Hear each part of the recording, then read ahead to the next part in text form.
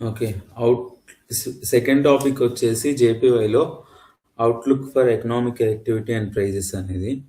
అంటే ఇక్కడ మనకి యూఎస్‌డి రిలేటెడ్‌గా బీజీ బుక్ ఉంది గదా!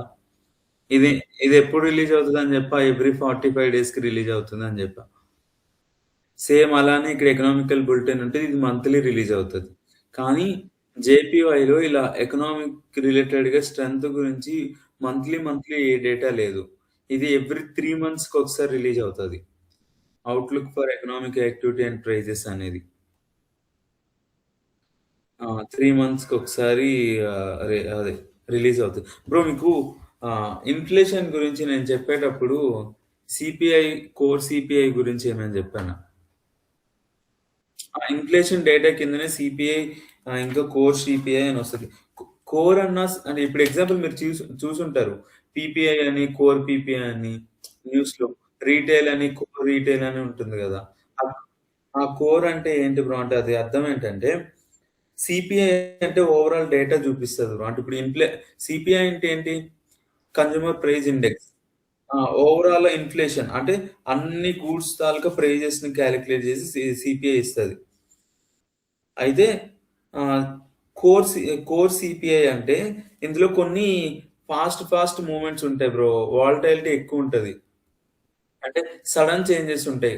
కొన్ని ఇప్పుడు ఎగ్జాంపుల్ ఫ్యూయల్ ఉందనుకో. ఫ్యూయల్ అనేది చిన్న వార్స్ వచ్చినా కూడా ఇంకా మారిపోతుంది. రేట్లు చేంజ్ అయిపోతది. ఇంకా ఎగ్జాంపుల్ ఫుడ్ ఉందనుకోండి. ఫుడ్ ఇప్పుడు ఎగ్జాంపుల్ వర్షాలు పడ్డాయనుకోండి. అది మొత్తం పంటంతా నాశనం అయిపోతుంది గదా! అలా ప్రైజెస్ అనేవి అంటే ఇలా వాలటాలిటీ ఎక్కువున్న సెక్టార్‌లు తీసేస్తాడు. తీసేసి ఓన్లీ రియల్ డేటా కోర్ సీపీఐలో ఉంటుంది. అయితే కోర్ సీపీఐలో తీసేసేవేవంటే ఫుడ్డు, ఫ్యూయల్ 2 తీసేసి కోర్ సీపీఐలో చూపిస్తాడు. ఆ! సీపీఐ డేటా అనేది మనకు షార్ట్ టర్మ్‌లో మన డైరెక్షన్‌కి యూజ్ అవుతది. కానీ కోర్ సీపీఐ డేటా అనేది లాంగ్ టర్మ్ ఇన్‌ఫ్లేషన్ సిగ్నల్ ఇస్తది. అదే సీపీఐకి, కోర్ సీపీఐకి. అలా కోర్ రీటైల్ అని ఉంటది గదా! అలా ఎక్కువ వాలటాలిటీ ఎక్కువ జరిగేవి ఉంటాయి చూడండి. అలాంటివి తీసేస్తారు. తీసేసి రియల్ డేటా ఇస్తాడు కోర్‌లో. అందుకే మనకి సీపీఐ, కోర్ సీపీఐ అని వస్తాయి. ఎక్కువ మంది కోర్ సీపీఐనే చూస్తారు. ఎందుకంటే లాంగ్ టర్మ్ సిగ్నల్ ఇస్తది గాబట్టి. దానికి దీనికి మహా అయితే 0.1, 0.2 అలా చేంజెసే ఉంటాయి. ఎక్కువ ఉండదు. హ్మ్. షార్ట్ టర్మ్‌కైతే సీపీఐనే ఓవరాల్ డేటానే.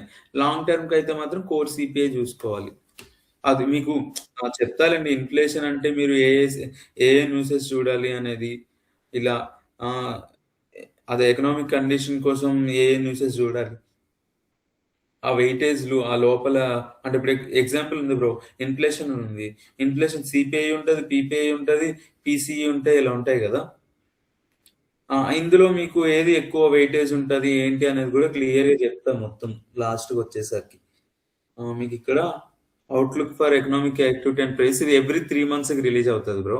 క్వార్టర్లీ. ఎవ్రీ 3 మంత్స్‌కి రిలీజ్ అవుతది. ఇది మీరు డైరెక్ట్‌గా ఓపెన్ చేసేసుకోండి. ఇలా బ్యాంక్ ఆఫ్ జపాన్ మీకు చెప్పాను కదా! జపాన్‌వి చెక్ చేయడం కష్టం కాబట్టి ఓవరాల్ కొట్టేసేయండి. Bank of Japan outlook for economic activity and prices అని.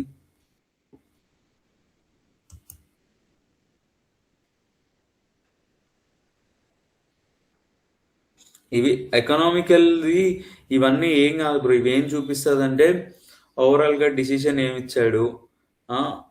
ఆహ్, ఫైనాన్షియల్ కండిషన్ ఎలా ఉంది? ఇన్‌ఫ్లేషన్ ఎలా ఉంది? రిస్క్ అసెస్మెంట్స్ అంటే మీకు చెప్పా. ఒకవేళ ఎగ్జాంపుల్ ఉక్రెయిన్, రష్యా వార్స్ జరిగాయనుకో, ఈ వార్స్ వల్ల జేపీవైకి ఎలాంటి ఎఫెక్ట్ ఉంటది? ఆ!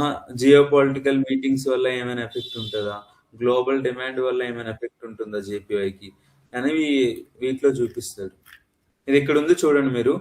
జాన్వరి 26లో ఫుల్ టెక్స్ట్ ఉంటది. జాన్వరి 23లో బ్యాంక్స్ వ్యూ అని ఉంటది. 3 డేస్ తర్వాత మీరు మాక్సిమం బ్యాంక్స్ వ్యూ చూసుకోండి సరిపోతది. ఆ! ఇది అవసరం లేదు. ఇది చాలా ఎక్కువ డేటా ఉంటది. బ్యాంక్స్ వ్యూ చూసుకోండి ఎవ్రి దీంట్లో. అది డైరెక్ట్ ఓపెన్ చేసా. ఇదిగోండి ఇది బ్యాంక్స్ వ్యూ కనిపిస్తుంది గదా! Outlook for economic activity and prices. Summary అంటే ఓవరాల్ వ్యూ బ్రో. ఓవరాల్‌గా ఎకనామిక్ కండిషన్ మొత్తం, ఇన్‌ఫ్లేషన్ గురించి, ఆ సెక్టార్స్ లోపలున్న సెక్టార్స్ గురించి, జీడీపీ గురించి, సీపీఐ అట్లా ఓవరాల్‌గా మొత్తం డేటా అనేది సమ్మరీలో ఉంటుంది. ఇదంతా ఏం లేదు బ్రో. మీకు ఇన్‌ఫ్లేషన్ గురించి చెప్పాను నిన్న. ఏదన్నా 2%కి ఉండాలి. స్టేబుల్ అంటే 2% అని అర్థం ఇన్‌ఫ్లేషన్. 2%కి ఎక్కువ వెళ్ళిందనుకో, దాన్ని మళ్ళీ 2% మళ్ళీ 2% తీసుకురావడానికి రేట్ హైక్ చేస్తాడు. అదే మీకు ఇన్‌ఫ్లేషన్ తగ్గిపోయిందనుకోండి, మళ్ళీ దాన్ని 2% తేవాలి. ఇన్‌ఫ్లేషన్ ఎప్పుడు తగ్గుతుంది? ప్రైజెస్ ఎప్పుడు తగ్గుతున్నాయి? ఎంప్లాయ్‌మెంట్ లేకపోతే పీపుల్ దగ్గర మనీ ఉండదు గదా! మనీ లేనప్పుడే గదా ప్రైజెస్ అనేవి తగ్గిపోతాయి. మళ్ళీ దాన్ని స్టేబుల్ చేయడానికి మళ్ళీ రేట్ కట్ చేసి చేస్తారు. ఒక అదొక్కటి మైండ్‌లో పెట్టుకోండి. ఇది నేనెందుకు 100 టైమ్స్ అలా చెప్తున్నానంటే, ఓవరాల్‌గా ఒక కంట్రీ కరెన్సీ అనేది అసలు ఎలా రన్ అవుతుంది అనే దానికి మీనింగ్ ఇదే. ఒక అంటే ఇప్పుడు ఎ ఎవ్రి సెంట్రల్ బ్యాంక్ ఒక లైన్ గీసుకుంటది మిడిల్‌లో. ఈ మిడిల్ లైన్ ఉంచుకొని, ఈ మిడిల్ లైన్‌కి కొంచెం పైకెళ్ళిందనుకోండి, దాన్ని మళ్ళీ మిడిల్ లైన్ వరకు తీసుకురావడం సెంట్రల్ బ్యాంక్ పని. మళ్ళీ మిడిల్ లైన్ నుండి కిందకొచ్చేసిందనుకోండి, మళ్ళీ దాన్ని మిడిల్ లైన్‌కి తీసుకురావడం సెంట్రల్ బ్యాంక్ పని. ఆ పైకి ఎందుకెళ్తది, కిందకెళ్తది అనే దానికి రీజన్ మీకు తెలుసు. పైకి ఎందుకెళ్తుంది? ఎక్కువ ఎకనామికల్ గ్రోత్ ఎక్కువైపోయిందనుకోండి, పీపుల్ దగ్గర మనీ ఉండడం వల్ల ఎక్కువగా ఉంటారు. కొనడం వల్ల డిమాండ్ పెరుగుతుంది. ప్రైజెస్ పెరుగుతాయి. ఆ ప్రైజెస్ పెరిగిపోవడం వల్ల కామన్ పీపుల్ ఆ గూడ్స్‌ని కొనలేరు గదా! మళ్ళీ దాన్ని కంట్రోల్ జేయడానికి ఈ సెంట్రల్ బ్యాంక్ అనేది రేట్ హైక్ అనేది చేస్తది. రేట్ హైక్ చేయడం వల్ల పీపుల్ దగ్గరున్న మనీ అనేది బ్యాంక్స్‌లోకొస్తది. ఎక్కువ ఇంట్రెస్ట్ ఇస్తున్నారు బ్యాంక్స్ అని జెప్పి. అప్పుడు పీపుల్ దగ్గర మనీ తగ్గుతుంది. పీపుల్ దగ్గర మనీ తగ్గుతుందంటే ఆటోమేటిక్‌గా గూడ్ తాలూకు డిమాండ్ తగ్గుతుంది. మళ్ళీ ప్రైజెస్ డిక్రీజ్ అవుతాయి. 2% ఇది. అదే ఒకవేళ కిందకొచ్చేసింది. అన్‌ఎంప్లాయ్‌మెంట్ లేదు. అన్‌ఎంప్లాయ్‌మెంట్ ఎక్కువైపోయింది. ఆ! జాబ్స్ లేవు. పీపుల్ దగ్గర మనీ లేదు. గూడ్స్ అస్సలు కొనరు. కొనకపోతే అసలు డిమాండే లేకపోతే ఆ గూడ్స్ ఏమవుతాయి? ఇంకా పడిపోతాయి. అప్పుడు మళ్ళీ దాన్ని స్టేబుల్ జేయడానికి మళ్ళీ రేట్ కట్ జేస్తారు. బ్యాంక్స్ నుండి పీపుల్‌కి మనీ ఇస్తారు. అప్పుడు మళ్ళీ ఏమవుతుంది? స్టేబుల్ అవుతది. మీకు క్యూటీ, క్యూఈ గురించి చెప్పానా? Quantitative tightening, quantitative easing. ఒకసారి క్యూఈ అంటే ఏం లేదు బ్రో. బ్యాంక్స్ నుండి పీపుల్ దగ్గరికి మనీ రావడాన్ని అంటే పీపుల్ దగ్గర మనీ యాడ్ అవుతది. సిస్టమ్‌లోకి మనీ వస్తది బ్యాంక్స్ దగ్గర నుండి. దాన్ని క్వాంటిటేటివ్ ఈజింగ్ అంటారు. అదే నీకు సిస్టమ్ నుండి బ్యాంక్స్‌కెళ్తుందనుకో మనీ. అంటే సిస్టమ్‌లో అబ్జార్బ్ చేస్తున్నారు. సిస్టమ్‌లో ఉన్న మనీని తీసుకుంటున్నారు. తీసుకొని బ్యాంక్స్‌కొస్తున్నది దాన్ని క్వాంటిటేటివ్ టైటింగ్ అని అంటారు. మీకు ఈ క్యూఈ, క్యూటీ అనేది బ్యాలన్స్ షీట్ అప్పుడు యూజ్ అవుతాయి. మీ క్యూఈ జరుగుతుందనుకోండి, ఆ నెక్స్ట్ వీకు ఆ కరెన్సీ రిలేటెడ్‌గా డౌన్ సైడ్ ఎంట్రీలు చేస్తారు. అదే క్యూటీ జరుగుతుందనుకోండి, ఆ నెక్స్ట్ వీకు ఆ కరెన్సీ రిలేటెడ్‌గా అప్ సైడ్ డైరెక్షన్‌లో చేస్తారు. అది మీకు ఒకటే బ్రో నేను చెప్తుందంతా ఒకటే. ఓన్లీ ఒక కరెన్సీ చూసి ఏది ఫిక్స్ అవ్వకూడదు మనం. ఇప్పుడు యూఎస్‌డి స్ట్రెంత్ చూసుకొని, యూఎస్‌డికి కాంపిటేటివ్‌గా ఉండే కరెన్సీని చూస్తాం. యూరో. ఇప్పుడు యూఎస్‌డి ఒక డైరెక్షన్ ఉందంటే, యూరో అపోజిట్ డైరెక్షన్‌లో ఉందనుకోండి, అప్పుడు ఫాస్ట్ మూవ్ అవుతాయి. 2 సేమ్ డైరెక్షన్‌లో ఉన్నాయనుకోండి, అప్పుడు రెండిట్లో ఏది స్ట్రాంగ్ అనేది చూసుకుంటాం. రెండిట్లో ఏది స్ట్రాంగ్ అని చూసుకొని, అప్పుడు ఆహ్, అటు సైడ్ ఎంట్రీలు ప్లాన్ చేస్తాం. కాకపోతే చిన్న చిన్న ఎంట్రీలు, చిన్న చిన్న లాట్స్‌తో చేసుకుంటాం. క్లియర్‌గా అపోజిట్ ఉన్నాయనుకోండి, అప్పుడు పెద్ద లాట్స్ ఏసుకుంటాం. ఎంట్రీలు ప్లాన్ చేసుకుంటాం. Speed moves. అలా ఈ సమ్మరీ అంటే ఏం లేదు. ఓవరాల్‌గా ఎకనామికల్ కండిషన్ గురించి చెప్తుంది సమ్మరీలో. తర్వాత ఇక్కడ చూడండి current situation of economic activity and prices. Prices, economical activity వీటన్నిటి గురించి ఇందులో ఉంటుంది. జస్ట్ మీరు ఇదంతా కాపీ చేసుకొని ఒక్కొక్కటి చూసుకోండి బ్రో. ఆ! అర్థమవుతుందిలెండి.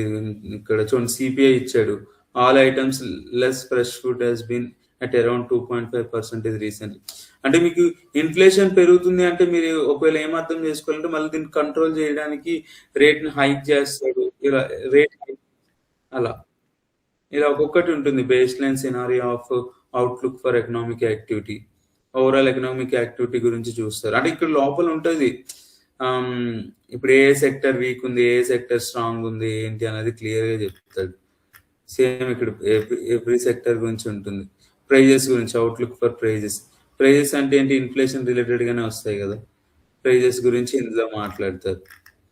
మీకు నేను చెప్పా స్టార్టింగ్ యూఎస్డి చెప్పడమే కష్టం బ్రో, ఎందుకంటే స్టార్టింగ్ స్టేజ్.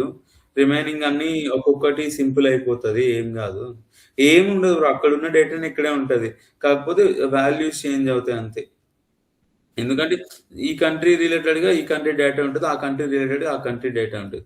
ఇక్కడ చూడండి, రిస్క్ రిస్క్ అదే రిస్క్ టు ఎకనామిక్ యాక్టివిటీ అని ఉందా అంటే ఆ, మీకు ఓవరాల్ గా జేపీవైకి ఏ కంట్రీ ఎకనామీతో ఎలాంటి రిస్క్లు ఉన్నాయి, ఏమైనా వార్స్ వచ్చేటప్పుడు ఎలాంటి రిస్క్ జరగ అంటే ఫ్యూచర్ లో ఏమైనా ఎఫెక్ట్ ఉందా, గ్లోబల్ డిమాండ్ వల్ల ఏమైనా జేపీవైకి ఎఫెక్ట్ ఉందా, మొత్తం ఇందులో ఇది క్లియర్ గా చూడాలి. ఎందుకంటే ఎగ్జాంపుల్ ఇందులో ఏదైనా ఇప్పుడు యుఎస్ ఎకానమీ రిలేటెడ్ ఏదో ఉంది కదా ఇక్కడ, అలా యుఎస్ ఎకానమీ ఏదైనా చేంజ్ అయింది అనుకో వెంటనే ఇంపాక్ట్ పడుతుంది ఇందులో. అందుకు మీరు ఈ రిస్క్ కండిషన్లు అన్ని ఒక దగ్గర రాసుకోవడం మంచిది. ఆ రిలేటెడ్ గా ఏదైనా న్యూస్ వచ్చింది అనుకోండి, వెంటనే జేపీవై రిలేటెడ్ గా ఫాస్ట్ గా రియాక్షన్ జరుగుతుంది అని మనం అర్థం చేసుకోవాలి. ఈ రిస్కులన్నీ ఒక దగ్గర రాసుకోవాలి. ఇక్కడ చూడండి, రిస్క్ టు ప్రైజెస్ అని ఉంది. ప్రైజెస్ కూడా, ప్రైజెస్ ఇంక్రీజ్ అయితే ఏమవుతాయి, డిక్రీజ్ అయితే ఏమవుతాయి అనేది క్లియర్ గా మొత్తం డేటా ఉంటుంది ఇందులో. Conduct of monetary policy. Monetary policy అంటే తెలిసిందేగా మీకు, rate hike, rate cut, rate hold గురించి, వీటి గురించి మొత్తం ఇదంతా మాట్లాడుతుంది. ఏం జరుగుతుంది ఏంటి అనేది, ఇన్ఫ్లేషన్ ఎక్కడుంది, ఇదంతా క్లియర్. ఇక్కడికి వచ్చేసరి చూడండి, మీకు జేపీవై రిలేటెడ్ గా నేను టోటల్ మెంబర్స్ ఎంతమంది అని చెప్పాను, నేను 9 మెంబర్స్ అని చెప్పాను కదా. మానిట్ చెప్పా బ్రో, బ్యాంక్ అది జేపీవై రిలేటెడ్ గా ఓటింగ్ రిజల్ట్స్ వచ్చేది 9 మెంబర్స్ ఓట్ చేస్తారు. అది rate hike, rate cut, rate hold అంటే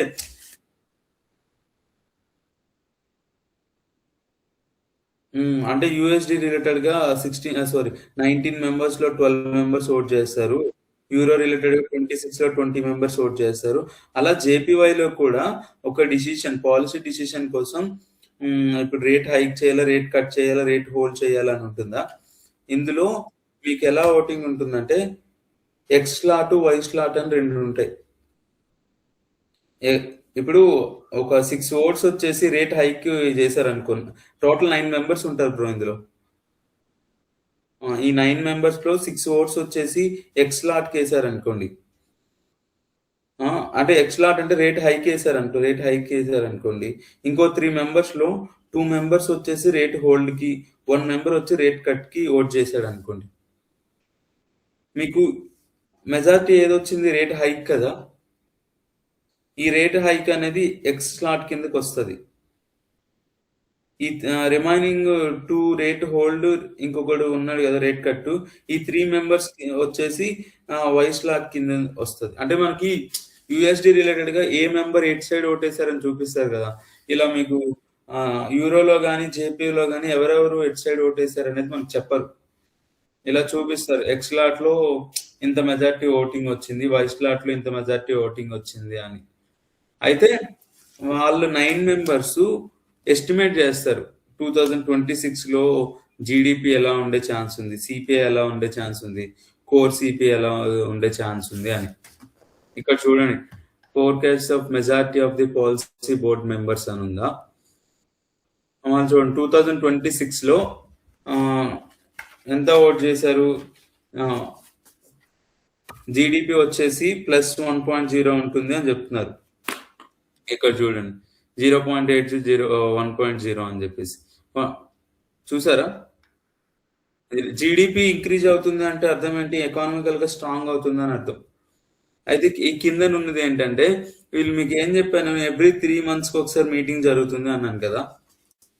అయితే 2025 అక్టోబర్ లో 2026 ఎండింగ్ కి రియల్ జీడిపి వచ్చేసి 0.7 ఉంటుంది అని చెప్పి అక్టోబర్ లో ఎస్టిమేట్ చేశారు. అక్టోబర్ నుండి జనవరికి వచ్చేసరికి ఆ ఎస్టిమేషన్ ఏంటంటే ఇంక్రీజ్ అయింది, అక్కడ 0.7 కాస్త 1కి వచ్చింది. అంటే ఎకానమీ స్ట్రాంగ్ అవుతుందని అర్థం. అలా అర్థం చేసుకోవాలి. అంతే గదా! ఇక్కడ మీకు మళ్ళీ కింద చూడండి.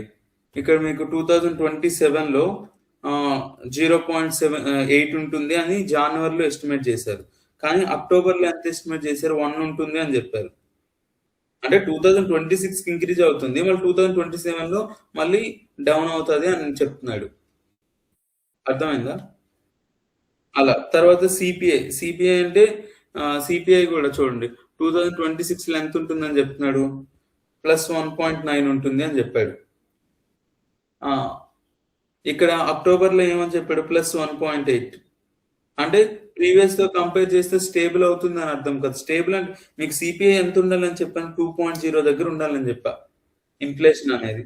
అంటే 1.9కెళ్తుందంటే స్టేబుల్ అవుతుందనే అర్థం కదా! అలా. కింద మన 2027కొచ్చేసరికి కరెక్ట్‌గా స్టేబుల్ అదే 2.0కి ఉంటుంది అని జెప్తున్నాడు. అలా. మీకు నెక్స్ట్ ఇదొచ్చేసి మీకు నేను జెప్పా. ఫుడ్డు, ఫ్యూయల్ తీసేసి ఫుడ్ అండ్ ఎనర్జీ అని ఉందిలే. ఫుడ్డు, ఫ్యూయల్ తీసేసి సీపీఐ అంటే ఇది కోర్ సీపీఐ కింద వస్తది. Core CPI. Core CPI estimation జూసుకోండి. 2026లో ఎంతుంది? +2.2 ఉంది. 2007 అంటే ఇక్కడ మీకు కోర్ సీపీఐ అనేది ఇంక్రీజ్ అవుతుంది. ఇంక్రీజ్ అవుతుందంటే మళ్ళీ ఇన్‌ఫ్లేషన్ పెరిగే ఛాన్స్ ఉందా అని అర్థం జేసుకోవాలి. అంటే ఇక్కడ ఎకనామికల్ గ్రోత్, ఇన్‌ఫ్లేషన్ పెరుగుతుంది అనుకోండి. మళ్ళీ అప్పుడు మనం ఏం ఆలోచించాలంటే నెక్స్ట్ మీటింగ్‌కొచ్చేసరికి రేట్‌ని హైక్ చేసే ఛాన్స్ ఉందా అని అర్థం జేసుకోవాలి. ఎందుకంటే వాడు వాడు మీకు చెప్పా నేను. 2 కంటే ఇంక్రీజ్ అయిపోయిందనుకోండి. వాడు మళ్ళీ స్టేబుల్ చేయడానికి ఆ రేట్ హైక్ చేసి కిందకొస్తాడు. మీకు అదే నేను ఒకటి జెప్తా. ఇన్‌ఫ్లేషన్ వచ్చేసి 2.2 ఉంది. ఇన్‌ఫ్లేషన్ వచ్చేసి 2.2 ఉంది బ్రో. అన్‌ఎంప్లాయ్‌మెంట్ కూడా పెరిగిపోయింది. మనం ఇప్పుడు వాడి ఇంట్రెస్ట్ రేట్ ఏం చేస్తాడు?